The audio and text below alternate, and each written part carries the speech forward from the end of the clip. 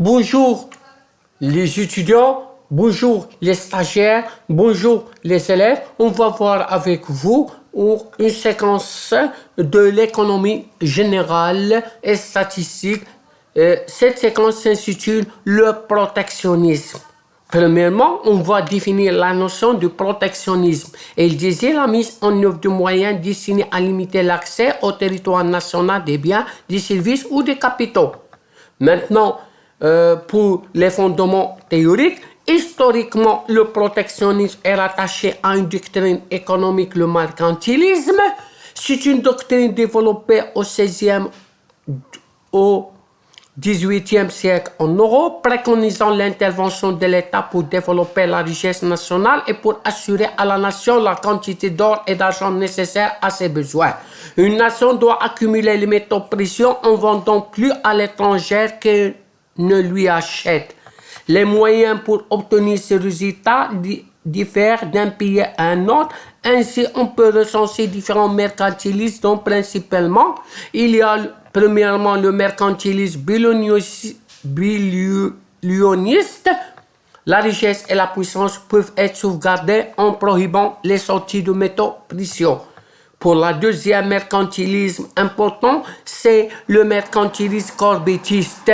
La richesse est assurée par la protection des industries nationales manufacturées. Le principal théoricien du protectionnisme fut l'économiste F. Lis qui, vers le milieu du XIXe siècle, défendait l'idée de protectionnisme temporaire et limité. On va voir maintenant les formes du protectionnisme. Il y a le protectionnisme tarifaire, le protectionnisme non tarifaire, le protectionnisme gris ou administratif et enfin le protectionnisme monétaire.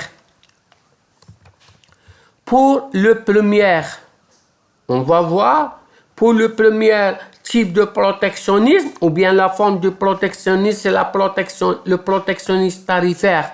Il y a droit de douane au tarif douanier ou les subventions à l'exportation ou bien les subventions à la production.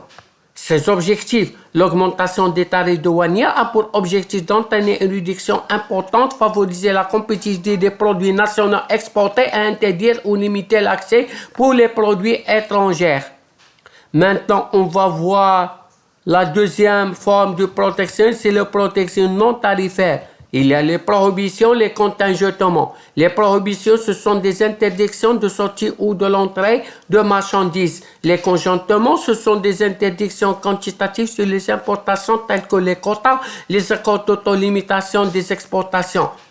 L'objectif affiché, c'est la protection des consommateurs, mais visée protectionniste possible si seuls les produits nationaux satisfont les normes. Maintenant, le troisième type de protectionnisme, c'est le protectionnisme gris ou administratif. Mesures administratives, normes de qualité, normes sanitaires de sécurité, d'antipollution. Une dévaluation a des effets similaires à l'établissement d'un tarif douanier sur les importations et d'une subvention aux exportations. Le protectionnisme monétaire, il s'agit d'une manipulation de taux de change. La dévaluation ou la déplacation en est un exemple. Pour l'appréciation, le protectionnisme garantit la protection des industries naissantes de la concurrence étrangère, l'indépendance économique à travers le maintien des équilibres extérieurs. Mais des mesures de représailles des pays étrangers, ce qui peut entraîner l'isolement de l'économie, augmentation des prix du fait de l'augmentation des tarifs, la limitation de la concurrence étrangère